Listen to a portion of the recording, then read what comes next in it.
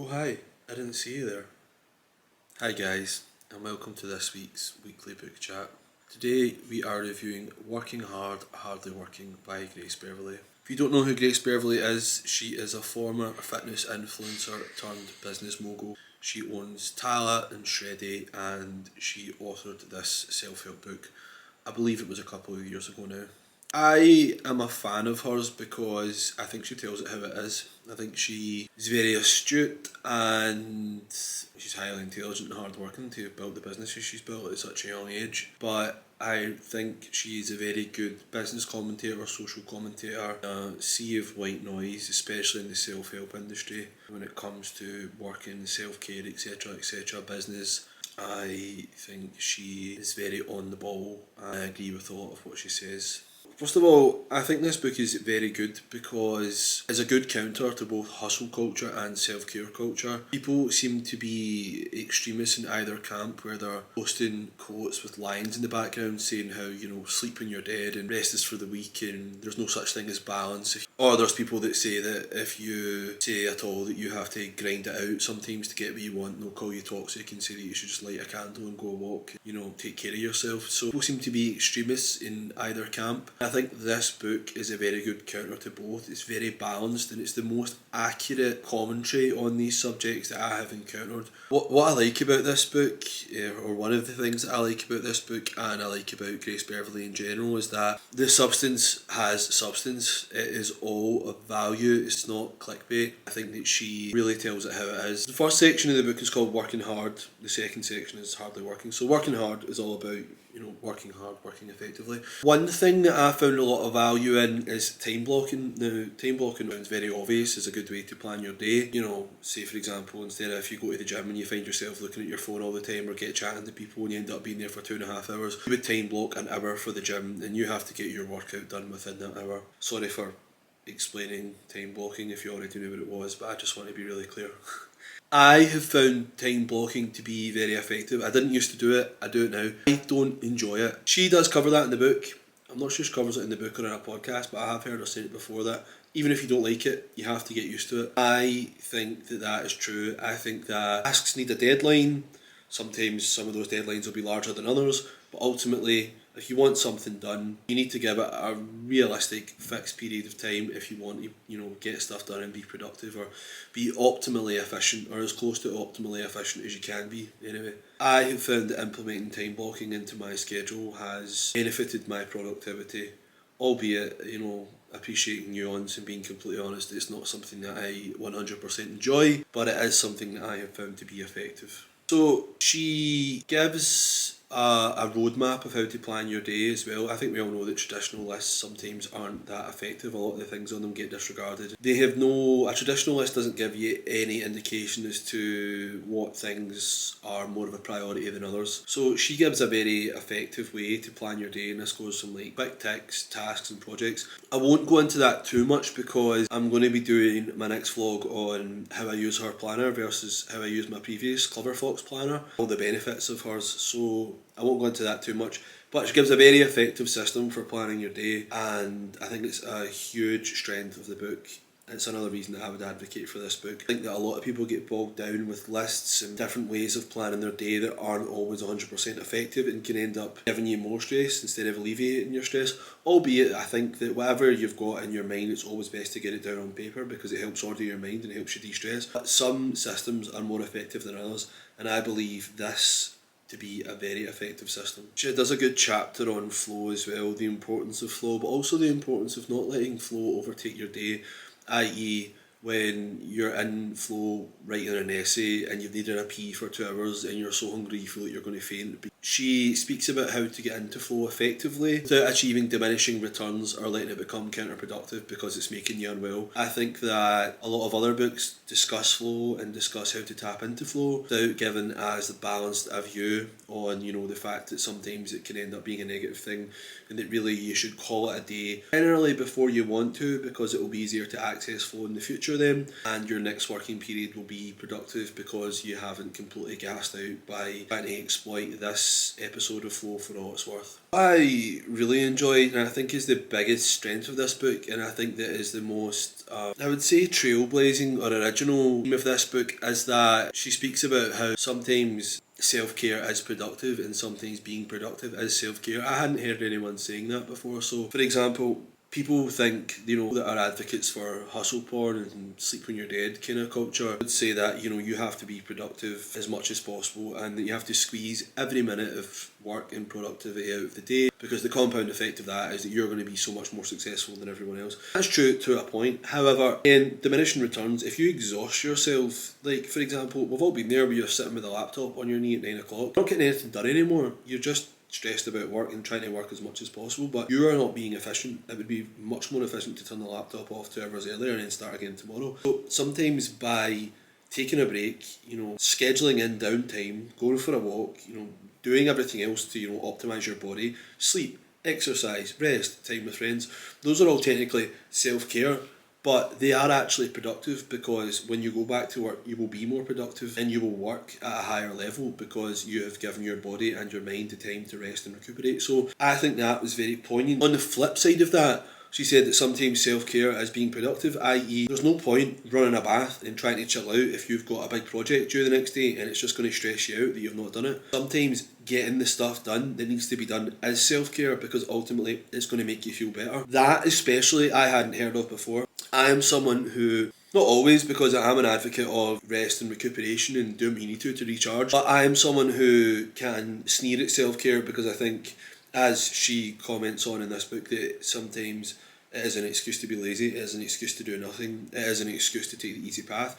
However, I think that this is a very practical view on self-care, and that yes, it is still needed. However, sometimes self-care is just getting the stuff done that needs done and then taking time to rest. Obviously try and plan that in a balanced way where you're getting the rest that you need out, work and doing what needs done. However, sometimes clearing your plate of the stressful stuff is the best thing you can do for your mental health and is the best form of self-care. I thought that was very, very practical, and I hadn't heard anyone say anything like that before. The book's also insightful in that it speaks about hustle signalling and how in today's culture we're all obsessed with trying to project to the world how hard we work and how we work obscene hours because that's glamorous. It touched on some important underlying social themes in that hustle is glamorised when it's optional, i.e. if you've got a start-up or if you're doing something that has the leverage to give you fantastic wealth. However, if you work in an industrial job or if you're a stay-at-home mum and you're hustling out of necessity, somehow that's not glamorous, and it's an important subject to speak about. I don't think that it gets spoken about enough, and I think we have to respect that while people are doing a lot of jobs that aren't deemed as glamorous by society, they still work very hard and their motives are still admirable, and those people shouldn't be ignored or marginalised, and their sacrifices and their work ethic should still be commended. I think it's important to realise, and I'm going off on a tangent here slightly, but just because you worked 18 hours in a day doesn't mean that you were efficient for those 18 hours. Like, human beings weren't designed to work for 18 hours, we were designed to work in sprints. We were supposed to go out, kill our prey, come back and chill. That's what hunter-gatherers did. So I think that people that want to virtue signal that they're still sending emails at 11 o'clock doesn't mean anything, it just means you weren't efficient that day. I think it's important to realise that you want to be doing activities that give you the most leverage, the most ROI, and that you're pedalling the right boat. If you are working for 18 hours a day, that's not sustainable, and ultimately it's going to work against you eventually. You want to optimise and be as efficient as possible so that every minute that you're working is effective. You're not always going to be motivated, you're not always going to work to your best, but you should aim to do those things. You shouldn't be aiming to work 18-hour days just so that you can tell everyone about it. The book also speaks on that even if you are doing something you love, you're not going to bounce out of bed every day ready to go. I think that is important because I think a lot of people, when they are trying to find a calling, are looking for this mythical pot of gold at the end of the rainbow where do something you love and you'll never work a day in your life. That's not true. As soon as you make a hobby into a business, or as soon as you make anything into a business, there are going to be obligations that come with that, and you need to meet those whether you feel like it or not. So I think it's important to dispel the myth that you're doing something you're passionate about or that you enjoy, that it's never going to feel like work. Doing it day in, day out, and you're pushing yourself, it is going to feel like work sometimes. So I think that's another good thing that the book speaks about, and it's important to talk about. One thing I don't enjoy this book and about Grace Beverley's content in general is she feels the need to put a disclaimer in after pretty much everything that she says. So every statement she makes, she probably feel the need to say that she's coming from a place of privilege and she knows that, you know, not everyone is, or something to that degree. However, I don't think this is a negative about her or her personality.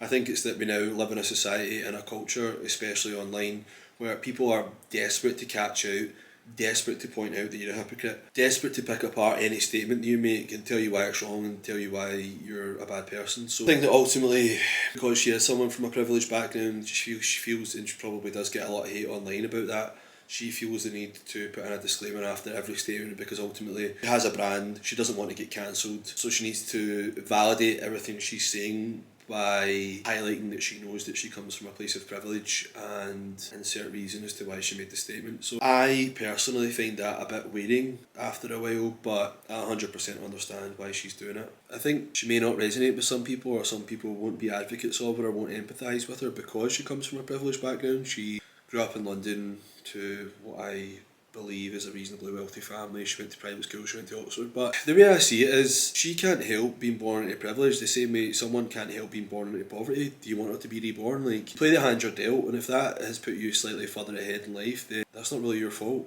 And you know, ultimately at the end of the day, everybody's parents are trying to give them a better life, so if her parents have succeeded in doing that, it's not her fault. And yes, sometimes that can make people privileged in a negative way, but I think she is very aware of her privilege, and you can't argue with the results. I think she's like 25, 26, two multi-million-pound companies. She launched her company when she was sitting her final exams at Oxford. She has a ridiculous working capacity.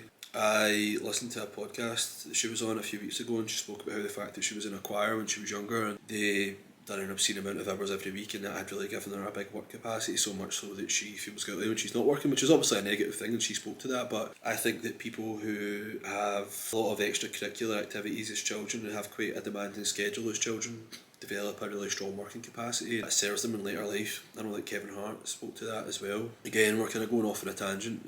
It's just something I'm interested in. I'm interested in anything that will optimise performance, or any character traits or commonalities between high performers. I can try and implement that in my own life. So I think it is interesting that people that have kind of demanding schedules as children generally grow up to be able to produce a lot of output. I would say that this book is a breath of fresh air. I had never read or listened to another business or self-help book like it. I think that, like I said, it has got the perfect balance of productivity, self-care. There's some great tools for how you're trying to advance your career, how you're trying to optimise how you work. And I think it says a lot of things that other people don't say. There's no virtue signalling in it, there's no clickbait. I think it's all quality. I would give it 9 out of 10. The only reason I'm giving it 9 and not 10 is, like I say, that the constant disclaimers after the statements can get a little bit boring and tedious. However, that's no shade to her, because I know that, you know, in today's world you really have to put a disclaimer in after everything you say, or people will come for you. But 9 out of 10, I would really, really recommend this book. I've spoken about before that I'm really not someone who advocates for reading a book a week. I think you should have a small number of books that give a lot of value that you should just go back to and study again and again. I do it with Atomic Habits, I do it with $100 million offers, and I do it with this book. I think this book has got so much value in it. Any time I feel myself going too much one way, because I personally can go, I'm usually someone that gives myself such a hard time about not working hard enough or needing to do more, that I can make myself quite unhappy. But at the same time, then sometimes I'll counter that, but like, no, I'm giving myself too much of a hard time, I need to take my foot off the gas. Probably end up not working as hard as I should. So whenever I do feel like I'm going too far in one direction, I listen to this book. I feel it really recenters me. It gives me tools to work in a way that is effective, efficient, optimal, but also is making my own well-being a priority. I think it has value if you're employed. I think it has value if you're an entrepreneur. I think it has value if you work too hard. I think it has value if you're not working hard enough. So I would definitely recommend this book. Another thing that she talks about is that you have to define what success is to you. Again, I hadn't read anything like this in a book before, and I think it has so much value to it. She says that, you know, we're kind of caught up in society's view of success, which is that you have to be wealthy, you have to achieve great things whilst, you know, maintaining good relationships, being a good parent, and, you know, keeping fit. And that ultimately that is just the stereotypical societal view of what success is. That might not apply to you at all. If you're someone who just wants to work to earn enough to pay your bills and then go and enjoy your social life, go and enjoy your family life, go and enjoy your hobbies, that is completely fine. You have to define what success is to you. It reminded me of Ramit Sethi's book, I Will Teach You to Be Rich, when he talks about don't just aim to be rich, define what your rich life is. I spoke about this previously. Like he said that his rich life was that he wanted to be able to travel as much as he wanted, didn't want to have to look at the prices on a menu, he wanted to be able to order starters anywhere he went.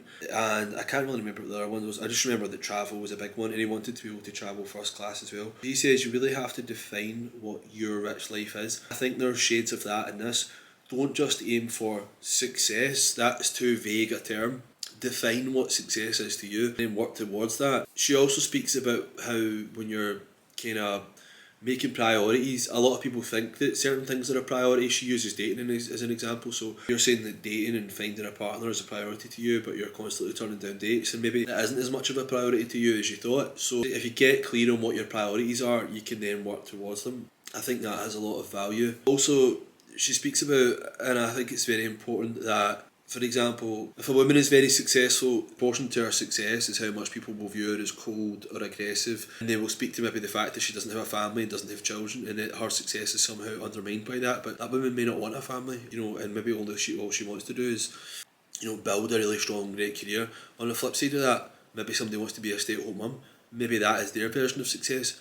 Those are both absolutely fine. I think that is an important message. I think it's something we don't speak about enough. People's versions of success is individual to them. It doesn't have to be the stereotypical view of someone who, like a powerhouse CEO with 0% body fat, who is still the perfect parent and child, and etc. etc.